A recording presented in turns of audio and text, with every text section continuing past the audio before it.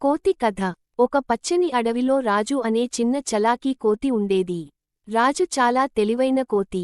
ఎక్కడికైనా దూకుతూ, చెట్టు కావలుల మీద నుంచి ఊగుతూ తిరుగుతూ ఉండేది. రాజుకు అడవిలో ఉన్న అన్ని జంతువులతో స్నేహం ఉండేది. ఒకరోజు అడవికి బాగా వేసవి వచ్చింది. బొర్రెల్లో నీళ్లు ఎండిపోయాయి. జంతువులందరికీ దాహం వేసింది. దూరంగా ఉన్న ఒక చిన్న సరస్సులోనే కొద్దిగా నీళ్లు మిగిలి ఉన్నాయి.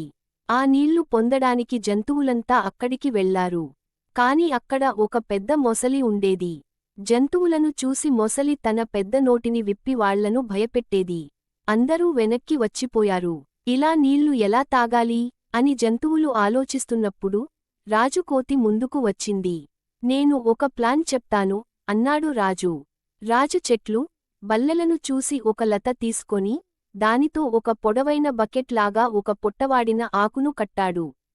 ఆ ఆకును ఒక తాడుకు కట్టి చెట్టు కొమ్మపై నుంచి సరస్సులోకి జార్చాడు. జంతువులంతా ఆశ్చర్యంగా చూస్తున్నారు. మొసలి మెల్లగా దగ్గరకు వచ్చింది.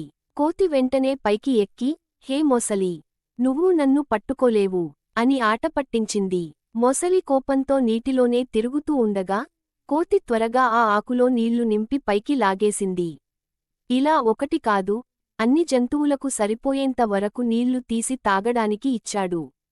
జంతువులంతా రాజు కోతిని చూసి చాలా సంతోషించారు. నువ్వు చిన్నవాడివైనా నీ బుద్ధి పెద్దది అని ఏనుగు అన్నాడు. నీ వల్ల అందరం నీళ్లు తాగగలిగాం అని జింక మాట్లాడింది. రాజు చిరునవ్వుతో, స్నేహితులు కలిసి ఉంటే సమస్యలెప్పుడూ చిన్నవే అన్నాడు.